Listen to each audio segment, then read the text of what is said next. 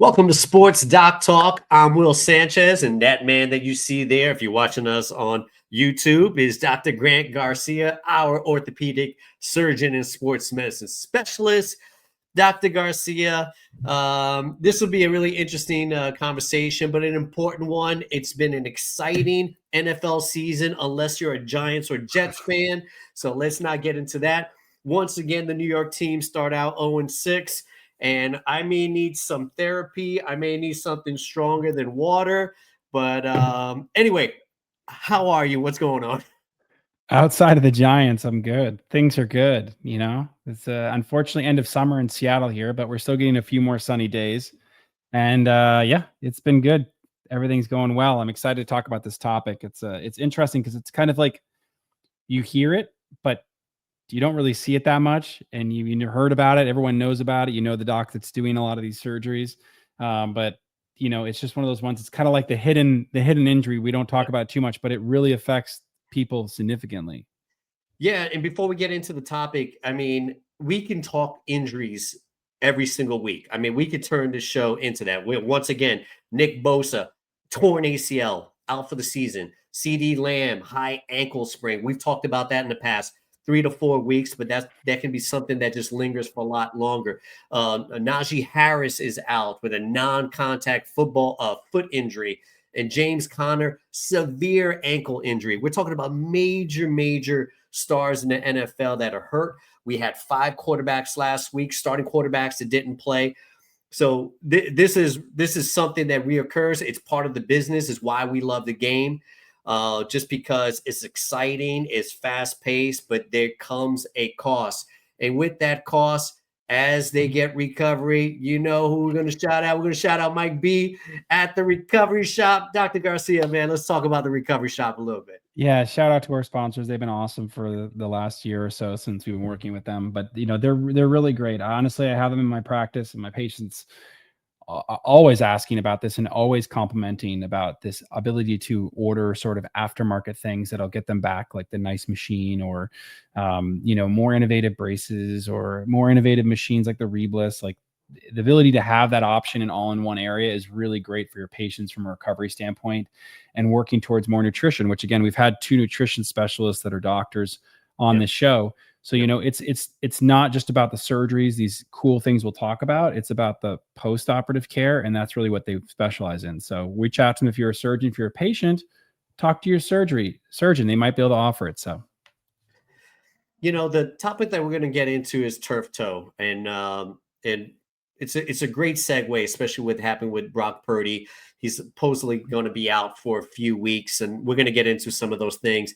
When I think of turf toe, Patrick Mahomes recently, a few Super Bowls ago, he played through it. I can't imagine the pain that goes through it, and you're going to explain why that is. And then Deion Sanders, anyone that knows Deion, that knows about his story, he suffered through this injury that pretty much led to amputation of toes. So it has a funny name, turf toe. It doesn't sound like a strong football player should be out for the season or out for weeks with a name like turf toe. But what is turf toe anatomically? What structures are affected by this? Well, so let's show that diagram so it's easier to describe to our listeners. Yeah, that's a good one. We can do that one first. So we're talking more about the Joe Burrows thing, right? He's going to have surgery now on this. It's a really big deal. But again, it's so small, and you're kind of like, what are they dealing with? And, this may be what Malik Neighbors is dealing with. They don't really talk about his toe injury he had. Okay. There's all these recurrent injuries you hear about with players, and we'll go into some of them. Yeah. But basically, this is the big toe, and where it connects to what we call the metatarsal. That's the long shaft there. And underneath that, there's something called a plantar plate. And that plate gets torn. Now, here is not the best anatomy. So if you want to go to, let's go about 2 slides, I think, over one more. You're perfect right there. Yeah. So you can see this is, again, a really anatomic figure. Underneath that, you have the tendons that allow you to flex the big toe. And then underneath that is a capsule and a plantar plate. Now, when that tears, the thing is, when you have it on your foot, the most important toe is that big toe for planting, flexion, and explosion. And just the tear of this can reduce your explosiveness significantly, to the point now where basically you go from an NFL player to a recreational athlete, right? And it's pretty impressive that they can be knocked down that far. But you lose your explosiveness. And this has been a problem for a number of NFL players. And it happens outside of the NFL too, but this is a big deal. And so that's what happens here. Now, sometimes, which we'll talk about in the potential surgical, you can see there's something called these little sesamoids. They're tiny little bones that sit in the middle of these sort of ligaments, all these accessory ligaments and everything else. Well, those can be injured too with this. Now, again, it's like when we talk about a knee sprain, right? It's not just a knee sprain. It may be an ACL, it might be a meniscus, it might be cartilage damage, right? The turf toe has various degrees. You can get cartilage damage of the two joints, just like you can get cartilage damage of the knee. And you can tear the plantar plate and split these sesamoids, or you can tear the sesamoids, or you can fracture the sesamoids.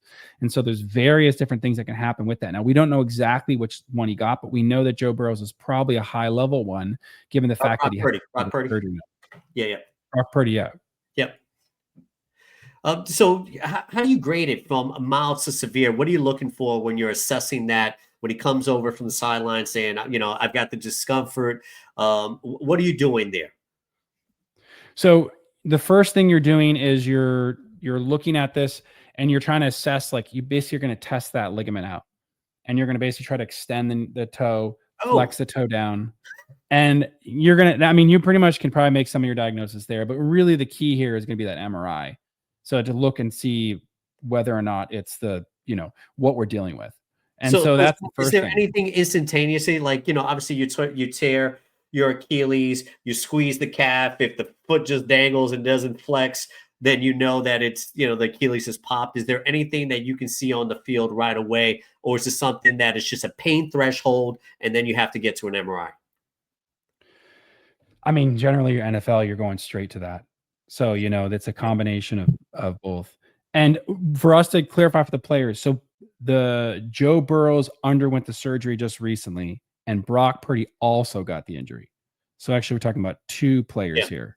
Okay. So Burrows, it looks like he went actually to the Andrews Institute, interestingly enough, to repair it. But I was under the impression he was going to go to Bob Anderson. So that's an interesting finding. But Bob may have flown down there to help out because he's one of the Green Bay Packers team doctors. So sorry, let's continue on. So so you're going to get all these players are going to get MRIs, and they're going to get them on the next day. When we were taking care of the Giants, we would have Monday morning MRI review of all the players that were injured during the week. And then we'd go through them and say, okay, this is what it is. This is what it is. So they've got the MRI the next day. Okay. And then you don't think that's something, if they're at their home stadium, that they could go do? Or at that point, they're still kind of in the middle of the game? They're not going to do it mid-game, probably because it just doesn't make any sense to do it. It's not urgent enough to do that. And it wouldn't generally, right? It's always about, like, what would the management do, right? You get the x-ray, make sure they don't have anything broken. If they're not broken, then, and they're good enough to play, then maybe they put that back in. But if they're worried enough in this situation, they're out for the game, right? And then they're going to reevaluate on Monday in the facility, because it's kind of a standard practice, right? You want your own radiologist to look at it. Like a lot of these teams, even if let's say all the radiologists, we know a lot of these doctors, they're all great. Like, they, as much as they appreciate the team physician taking a look at their guys, they're like, no, we'll take care of it. This is our team. They're very possessive of their players, which is totally acceptable. You just want to keep everything inside. So they'll fly. We know how this works, but pretty much every time a player, when they finish their game, even if it's 10 o'clock at night, they're hopping on the private plane and they're flying straight home, and they land at 4 a.m. and then they're getting an MRI at 8 a.m. So they're always at home the next day, unless there's some sort of unforeseeable storm that they can't make it. But they're getting this MRI as soon as possible. All right, so explain the severity difference between a Brock Purdy that they said, between 2 and 5 weeks, which to me that's a pretty big range when you say 2 to 5, compared to a Joe Burrow that possibly could be the season, if they haven't already declared him out for the season yet. I think he's out now because he had the surgeries. I'd be shocked. Maybe he'll get back, but we can talk about ways that people are accelerating those. Okay. So, you have different levels. You have grade 1, 2, and 3. So, the grade 1 is just sort of a sprain. Grade 2 is a sort of partial tear of the turf toe. And that's the mild turf toe injuries, where you do kind of rest, you tape them, anti-inflammatories. That's about a 2 to 6 weeks. So it's a pretty broad range. Yeah. When you get to severe, that's when we have the full rupture. So he probably had a partial tear of his plantar plate. And so that's why he was in that small level. But now they're finding out, again, this is similar to many of the injuries we're seeing, that like sometimes when you have these full tears, it's faster to fix them and more reliable Did a than trying to partial. put the player back out there, or than a partial, or than just continuing to non-op them, right? Like we know that like some of these players that we'll talk about later continually had non-operative treatment, and they would limp them along for weeks and weeks and weeks, and they re-injure themselves the next year. And now we're realizing with a lot of these things, like, some of these players, the baseball players, it's like, they're just not throwing as well. Like we should just pull the trigger and do surgery. Yeah. So yeah. it's like we're learning more, unfortunately, in some cases, that surgery sooner, as much as we want to be a conservative culture, that surgery sooner for this with the fresh tissue or with these newer techniques like internal bracing, which we'll get into. I know you love that word. Oh, baby. I The need a t-shirt. we do need a t-shirt. So I mean, with that, there's no reason why you wouldn't be more aggressive with this. So mild turf toe is different, but this plantar plate rupture, I mean, with Burrows, he injured it, and like the week later they said he's getting surgery. Right. So there wasn't even a question that So he it was getting clear. The non-operative. MRI clearly indicated that this is, we're done here. This is not treatable, because obviously with someone at his level, one of the top 3, top 5 quarterbacks in the NFL, that they would say, no, there's just no recovery from this. Let's go the route of Brock Purdy. Let's say it's 2 to 5 weeks, 2 to 6 weeks for that recovery. I don't know if you fully recover when you finally get back on the field. You're planting, you're stepping, you're planting, you're throwing, you're running away from very large men. People are landing on you. I don't, and it's early in the season, not late, where it like happened with Patrick Mahomes, where he's like, I'm almost at the finish line. I'm just trying to gut it out. But you still have the whole season. What are the repercussions? What is Brock Purdy going to have to go through for this season? I mean, it's if he gets back too early, he could chance to re-rupture, right? And then he's going to get surgery on it.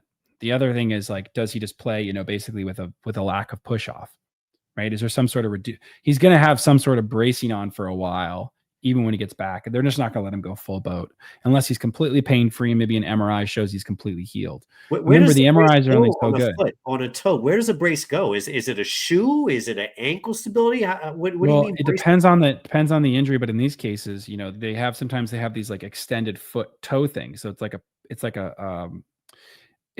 like basically like a sole of the shoe, but as an extended toe plate, like a metal toe plate he might have on there. Probably wouldn't be able to play with that. But these guys have like master orthotics, right? So there's someone in there like molding these custom things, and they're like, okay, let's try this. Boom, that doesn't work. Go to the next one. I mean, there's unlimited supply of cash here, so they can try all these different things for him, and they're going to do literally everything to get this toe. They're going to use all these sort of fancy gadgets that we probably haven't even heard about yet. So, I mean, they're going to try everything they can to get him back. So rest, immobilizing, taping, 3D models of somebody, mad scientist, Dr. Frankenstein, trying to create something that will fit his foot, and in a kind of a way you go. Next question is, why is this called turf toe? Why don't we have like a cooler name? Like, when you hear rupture or, tendon, or, ACL, knee blown, turf toe. Can you come up with a creative way to rename this, and maybe we could kind of rebrand this and take credit for it? How would you go about that? I can't think of a good name for this because it usually happens in football players. That's why they call it turf toe. It's because it happens. And maybe we could have this whole nother discussion. We talked about turf versus grass. Yeah. But maybe, grass toe doesn't sound any better. So at least it's turf toe. All right. We're going down the Rex Ryan tree right now with these toes. We're done with the toes. Let's go with today's technology, right? Deion Sanders went through this in the 90s, right? He had severe, with the turf toe, it's something that lingered. What are the differences between in the 90s when Deion was suffering through turf toe and probably playing with it where he probably shouldn't have, right? Especially with that man up, mentality. What are the difference from then to now that you can explain to our audience? Yeah, so go back to that picture before. You can show the new technology, which we'll talk about again. We've talked about this ad nauseum, but that's one more. So this is a picture. Go back. That's perfect. Of all the ways we use internal braces now. And while some of these things are a little newer, some of these are a little bit older. This is older in like the last few years. So they're talking about internal bracing now for even bunions. But you have ankle fractures, you add internal brace in there to help with the stabilization. You're doing these sort of the ankle instability. We talk about ankle sprains and adding internal brace. Yep. But you can see there in the bottom left-hand corner, there's plantar plate internal bracing. Yeah. And so this is sort of one of the additions. It's just like the UCL repair with internal brace, right? Without that internal brace, UCL repair is not a good surgery. Like very few people do success. It was very unsuccessful. That's why for years it wasn't successful. That's why ACL repairs, we talk about now saving ACLs because we add the internal brace.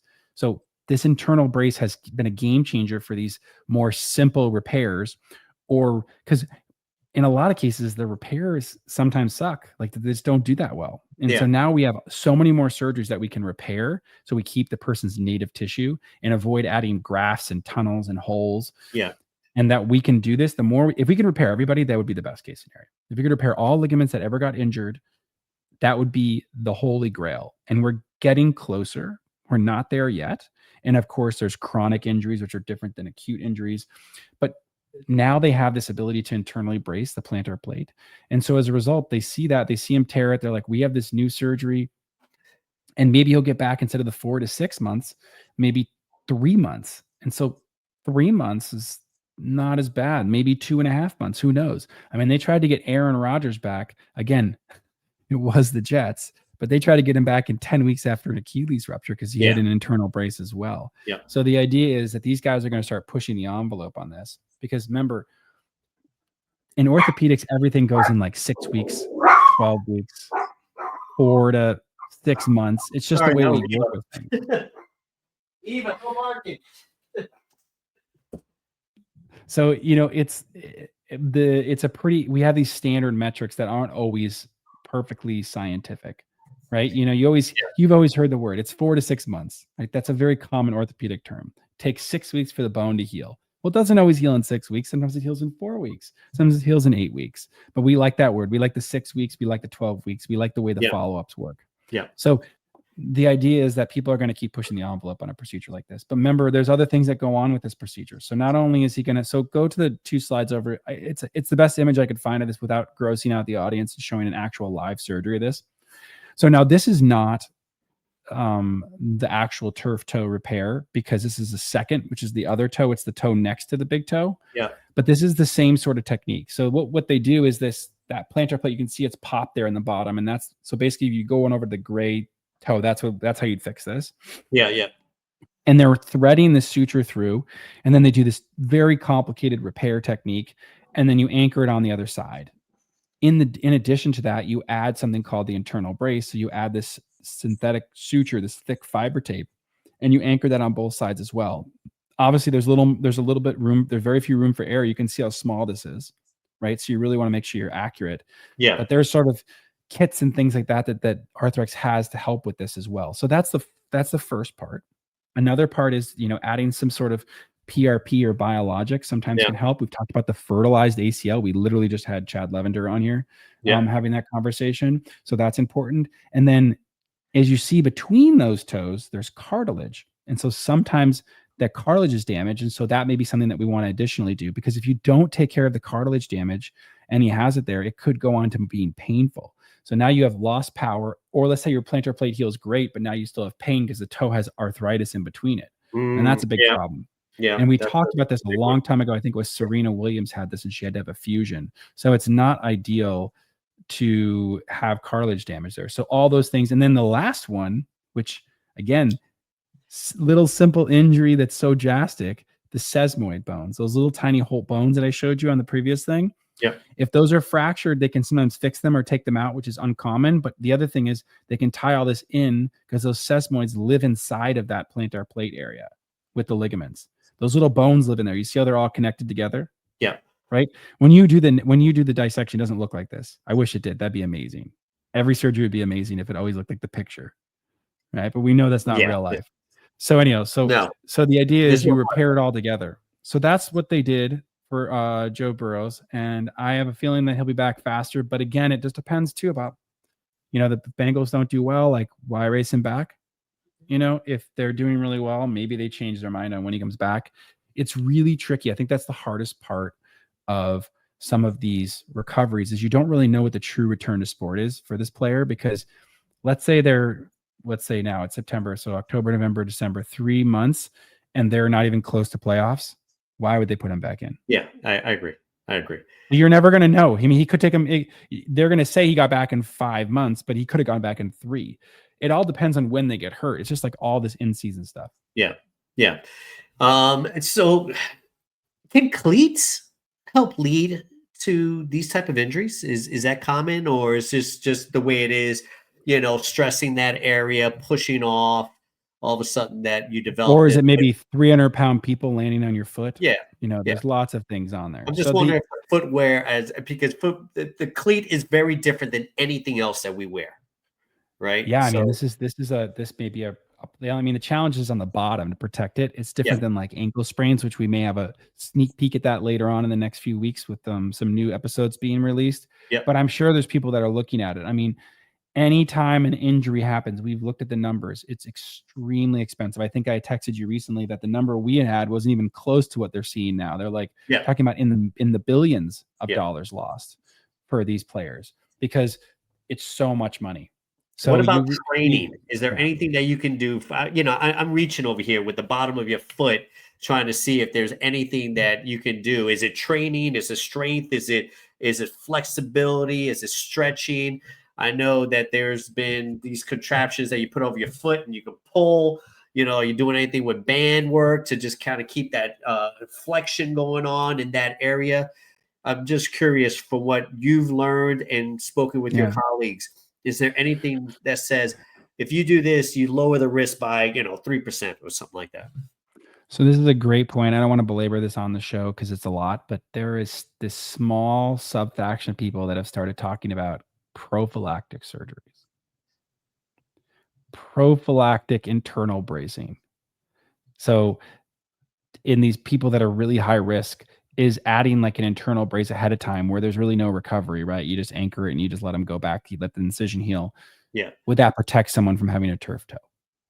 Not this case, but they talk about it for ACL tears. Or do you add like a second ligament, back it up so you can prevent the ACL? I mean, it's a little crazy right now. Preventive medicine. But the idea of preventative, I mean, let's say you kind of knew you're like this, these 6 players are at high risk from AI algorithms, right? Which we talked about before, AI in medicine. Yeah. So let's say you have an AI algorithm and it shows that like these are your top 2% of players that are at risk of getting this. And you're out for 4 months or lingers, you're never the same, right? Yeah. I mean, some people might consider it. Or do we do a minimally invasive thing where you just do 2 micro incisions, you throw the tape underneath, you avoid the tendons, you do it all under ultrasound guidance, and you can do it in the player's back in 2 weeks, right? Like we may get there at some point. Yeah. So this is something to be considered, because if nothing else is torn, then it's, again, I'm not advocating for surgery that's not indicated or surgery before someone gets hurt. But the concept's pretty crazy, because what happens if we all of a sudden did it and then saw that no one got turf toe for like an entire season? Yeah. Maybe, we don't know. Maybe we get to the point where it's not permanent, that you plant something in just for the season and then you remove it. Or do we have biologics, right? You start having soreness, you see biologics. that, you throw biologics in there. I mean, that's probably where we're going, because that's the easiest sell to these NFL athletes, is like, hey, did oh, your toe's hurting in the season, MRI shows is a small partial tear. Let's just pump you with a little bit of some PRP or bone marrow or other stem cell options. And then, you heal, then you're good. It scars in, we got a new MRI, it looks good. So, we're not there yet, but it's there's more things down the pipeline, and there's things we're not even talking about on the people are working on. So, yeah, and we're talking about a gazillion-dollar industry where the quarterback position is by far the most valuable position. No matter what anyone says, well, it's the pass rusher, the running back, the wide receiver. No, your team cannot function without a high-level quarterback, as we've seen for the last decade with the New York Giants. And he didn't even have turf toe. That's a sad. And he did maybe have turf toe. This is a great topic. We're gonna have a lot of other topics to follow. We always want to let everybody know. Check us out at sportsdoctalk.com for more episodes, transcripts, and we've had some very welcoming, curious, and talented requests to be on the show. So, but keep it coming. We love it. We love to talk to you. We love that you reach out. So we really appreciate it. Dr. Garcia, you got anything to put a bow on this or internal Just brace on this? internal break. Exactly. That's right. So no, well, thanks for listening. And yeah, keep the requests coming. We get a lot of requests. So it's nice. It's just, again, we want to stay focused on the sports doc talk and, all orthopedics, all sports all the time. So we try to keep that focus for our viewers. All right. Thank you very much, Dr. Garcia. Take care.